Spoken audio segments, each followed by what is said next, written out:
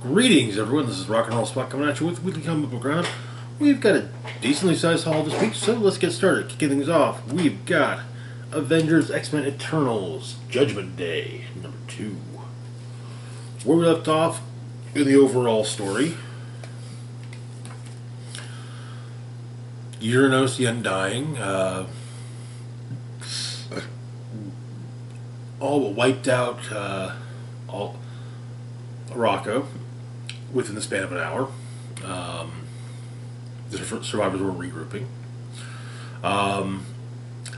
And the Hex had been summoned to go after Krakoa, though it did seem that after their initial assault on after the Eternals' initial assault on the island, Krakoa was a bit more prepared for or at least was somewhat prepared for the Hex. So we open focusing on. We open with small vignettes about focusing on 6 different people. In London, we've got Daniel, who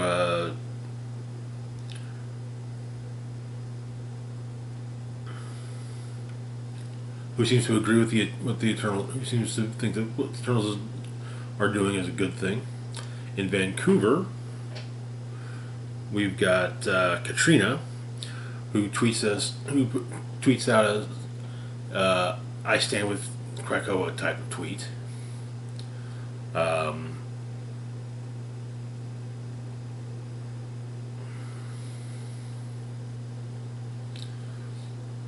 In Mumbai, we have Arjun,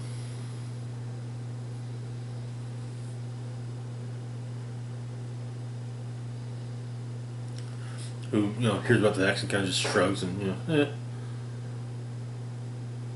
heroes will save us. They always do. Sao Paulo, we got Daniela, a deliver, among other things, something akin to a door dasher. Apparently, the previous day she'd been thinking it'd be nice to be a mutant, free everything, beaches, immortality. And it says that now she's running the downside. She does at least say that it was nice that the Eternals told her. In New York, we've got Jada, the woman that was pointed out in issue 1 as having just lost her daughter.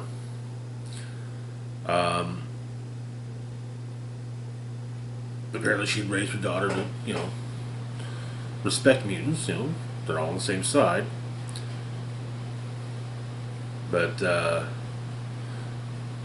and she feels that now, after having lost her daughter, she kind of feels like mutants were only ever on their own side.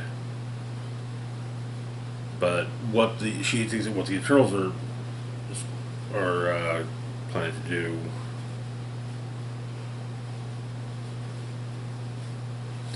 that's not the right way. That's not right either. In Yokohama, got Kenta, who are worried about whose parents are worried about a tidal wave, though Kenta doesn't really care. His name is changed to Hex Blaster. In the shooter he plays, he gets kicked off for insensitivity. After this, it's 6 people. They are all important. On Krakoa, Exodus and Jean Grey are dealing with the Hex, and they managed to do a decent amount of damage. They actually managed to do some damage when the X-Men receive reinforcements in the form of the Avengers.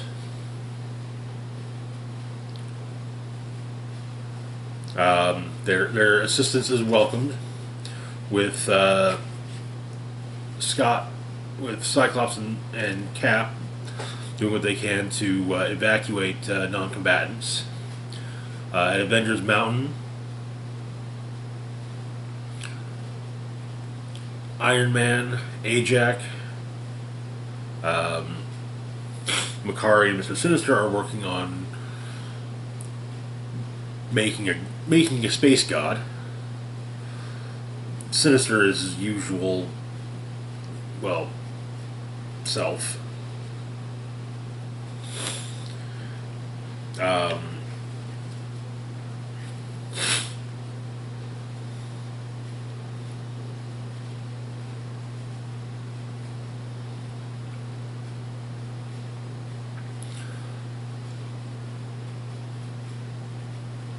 they're apparently the tsunami are heading towards the east coast of the USA plus Australia and Japan.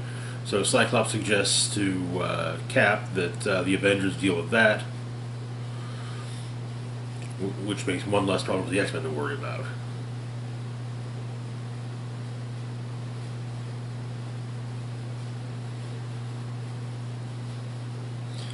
While Exodus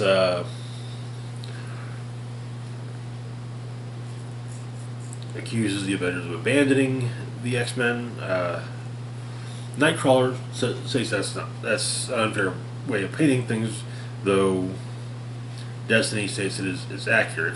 She sees the future and remembers the past. They stand alone, and mutants stand alone, and they always did.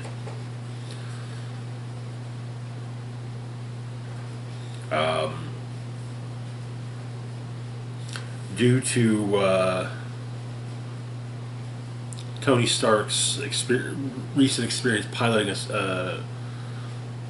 basically piloting a Celestial again during Null's invasion. His mind, so to speak, is kind of used as a blueprint for this new Celestial that he, Makari, Ajax, and Mr. Sinister are building.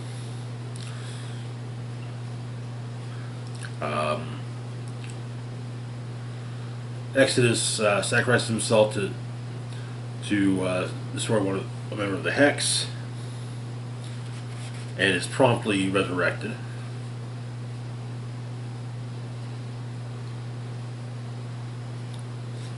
However, as the Eternals, as the resurrection of an Eternal costs the life of one human, Arjun becomes that from earlier becomes that one human. And we pick back up with Arjun and the others.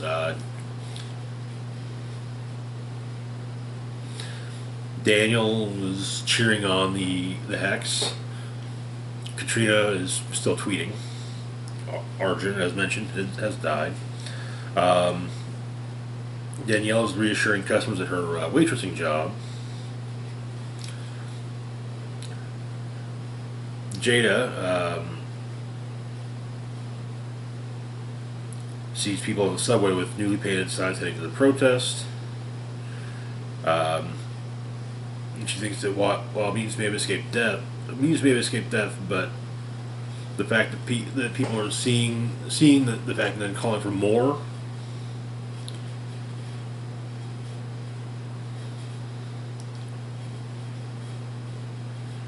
Yeah, that she's trying to figure out what, kind of what the kind of world she wants to live in. Kenta sees a blurred shot of Captain Marvel punching a tidal wave.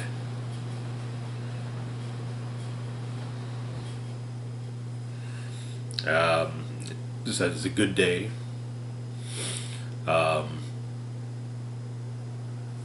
Phastos is also at Avengers Mountain. Phastos is also working on the construction of their new Celestial,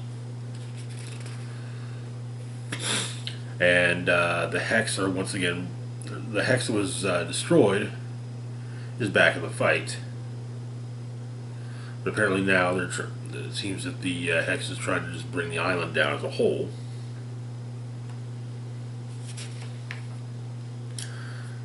And the new god comes online and and orders the hex to cease. And they do. It then puts out a message to the people of Earth, calling them bickering children, which, yeah, kinda. So the planet is ruined. They've acted with unrelenting unkindness to one another. And so it is declared that is today's their judgment day. Apparently, this celestial is giving 24 out for humanity, for the people of Earth to justify themselves. They'll be judged individually and as a collective. There's more that is just and wicked. The people of Earth will live. But if they're found lacking, there will be no tomorrow. And that is where the issue ends. Oops. I say that qualifies as an oopsie. Moving on to our next book, we've got Miss Marvel and Wolverine. First in a series of Miss Marvel team-up one-shots, which we released over the next few months. The next one will have Moon Knight, so makes me happy, I think. But well, it makes me happy. I think it's coming out next month. Well, I could be wrong. So we get Miss Marvel is at the treehouse, just not in her civilian identity as Kamala Khan, not as Miss Marvel, and just checking it out.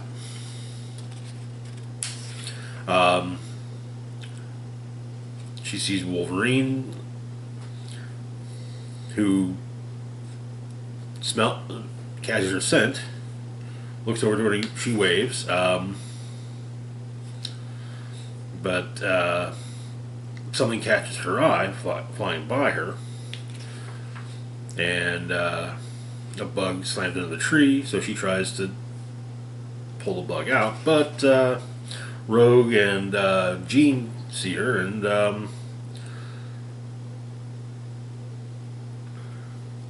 not knowing that Kamala is Miss Marvel, Jean might, but Wolverine comes to her defense, saying she's not trying to cause any problems, and so he asks if Kamala found anything, and she pulls out apparently a robot bug.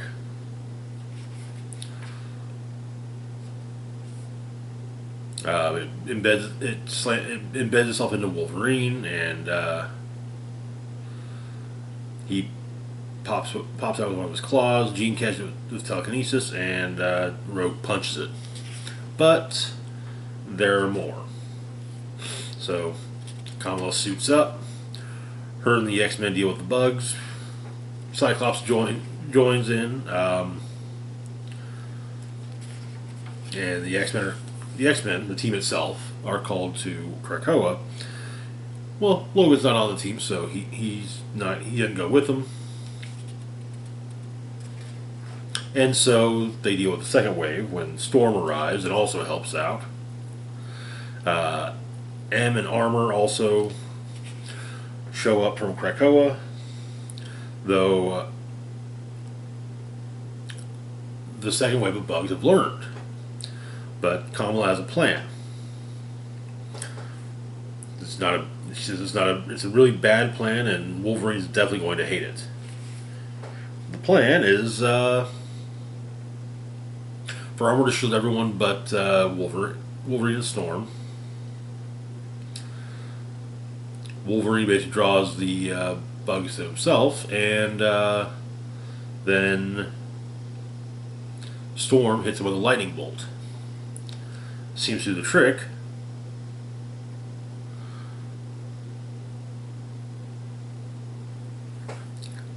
The X-Men thank her and, tell her that Krakoa won't forget what she did.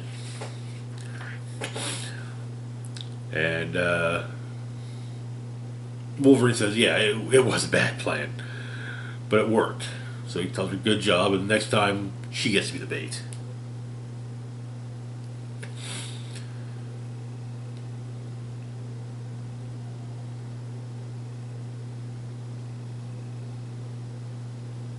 But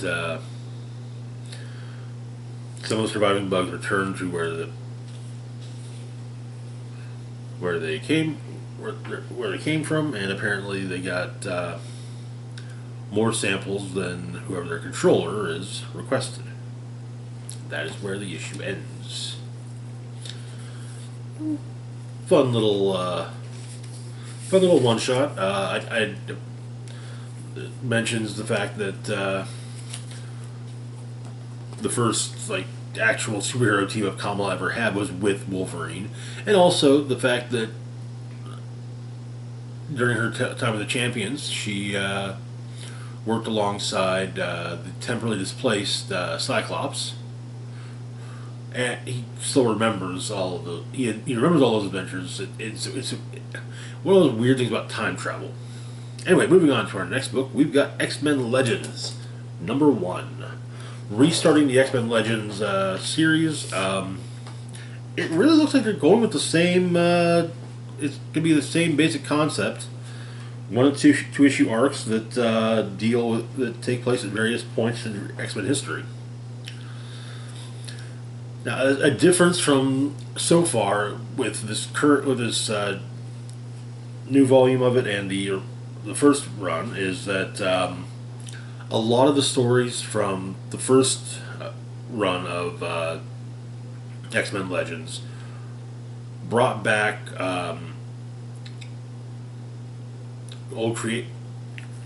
previous creative teams that had them work on basically telling stories from the era in which they were working on the X-Men, or an X-Men adjacent book.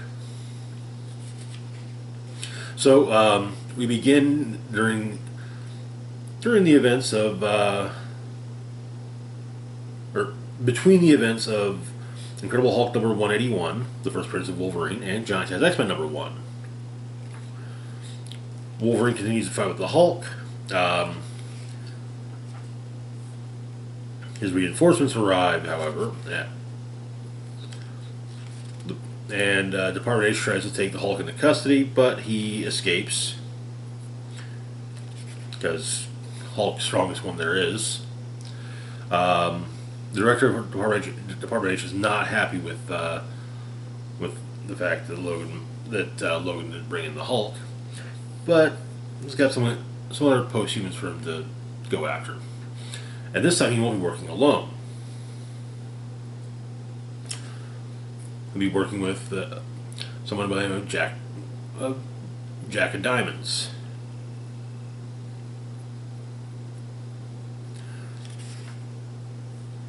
Turns out Jack can teleport. And he and Wolverine teleport to New York, where but first Wolverine and Jack have to duke it out. Turns out that Wolverine's claws can cut Diamond.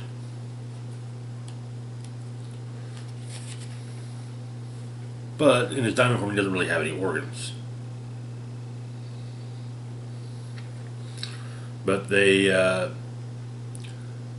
go into a Brand Corporation facility that they teleported near, where they find the team of superhumans they've been tasked with bringing in. Odd mix of mutants. The Blob, Mastermind, Eunice the Untouchable, as well as Angel, Iceman, Havoc, and Polaris. I imagine that the latter four are under the control of Mastermind. But that is where the issue ends. Alright, I still wish this is here. I wish it hadn't ended, and we'll just get this is just issue 13. But well, yeah. Anyway, moving on to our next book. Got a book I've actually been waiting for quite some time now. Predator #1. Yeah. Marvel, Disney's legal troubles with the legalities concerning Disney's ownership of the Predator franchise have been solved, and so their plans for to continue to profit off of it are coming to fruition. So,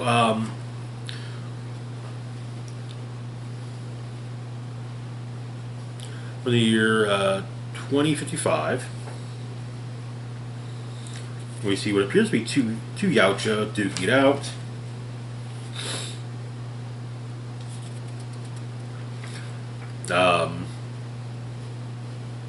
The one who appears to be losing is decapitated, and the other was revealed to actually be a human disguised as a Yautja. Apparently, that's not the Yautja she's looking for. We have a flashback to 14 years previously. Thea, our protagonist, is a young girl. Her family appear to be terraformers, and she wandered off to, check out the planet they're on. But her father notes something in the trees and is promptly shot.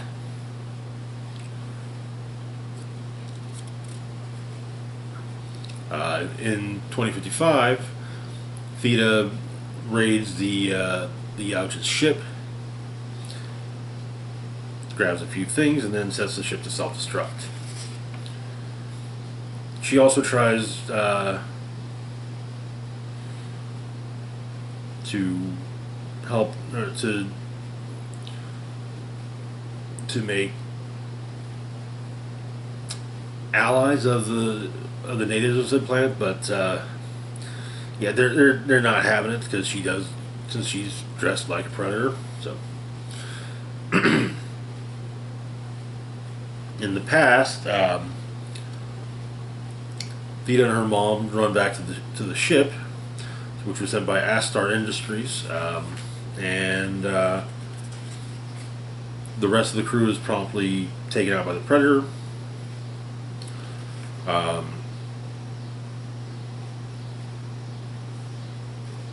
In 2055, Theta leaves.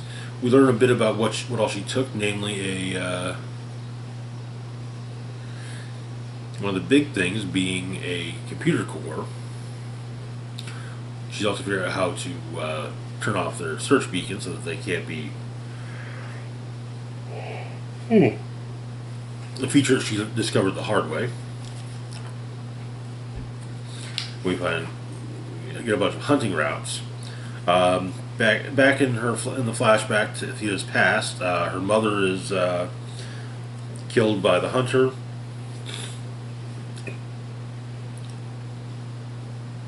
But not before cutting off one of the hunter's mandibles. Meaning that there's a very specific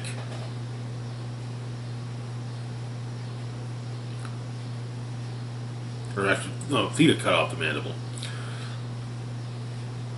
which led to her mom having her neck snapped. But so she's out looking for a specific Yautja.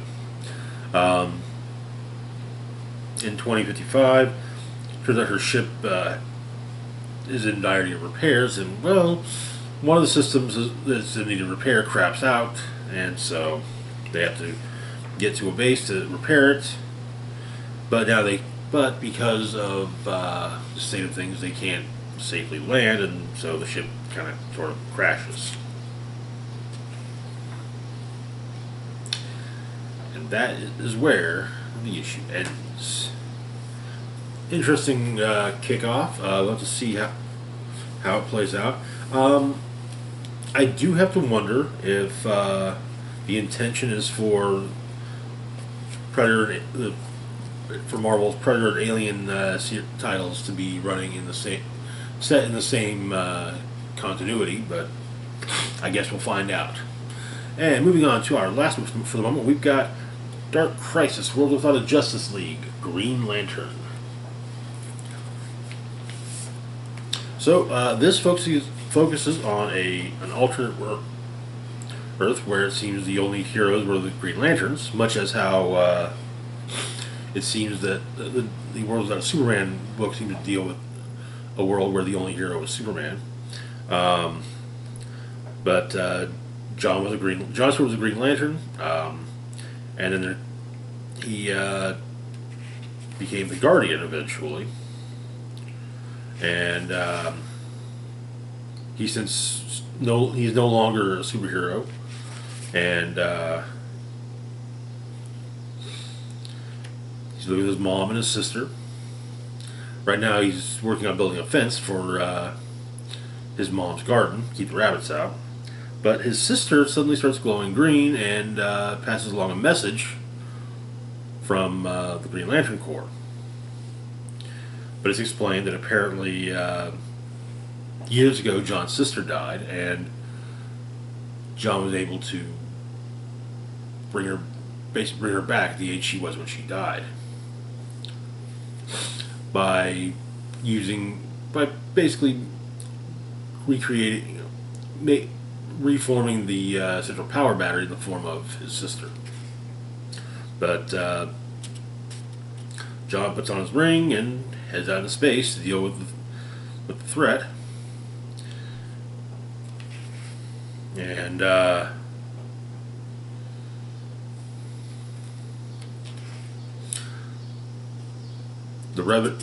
Bright Revenant, being the threat in question, they're almost to Earth. They're going after the central power battery, but John manages to destroy them, and the day is once again saved. We got a backup story focusing on Hawk Girl. She's on a place known as the Temple of Life that she's been looking for. Her guides are looking to betray her, make a quick buck off what she's got in all her supplies, but she knows this and deals with them accordingly. So apparently she's looking for a specific artifact, the base of mortality.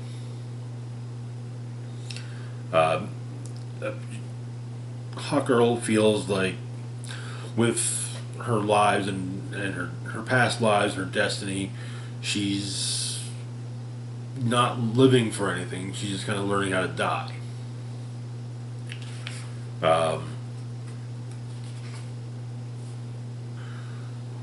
But she drinks from the base, and she can't remember now. She can no longer remember her past lives. She's attacked by some skeletons, which she promptly destroys, and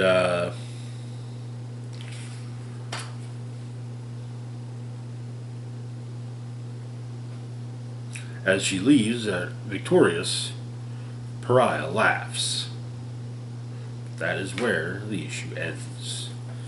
Interesting. I'm assuming that the Hawkgirl story is kind of meant as another alternate universe story. But anyway, that is going to do it for now. As always, feel free to like, share, and subscribe. Links to my Facebook, Twitter, Patreon, and PayPal can be found in the description box down below. This is Rock and Roll Spock signing off, saying, live long and rock hard.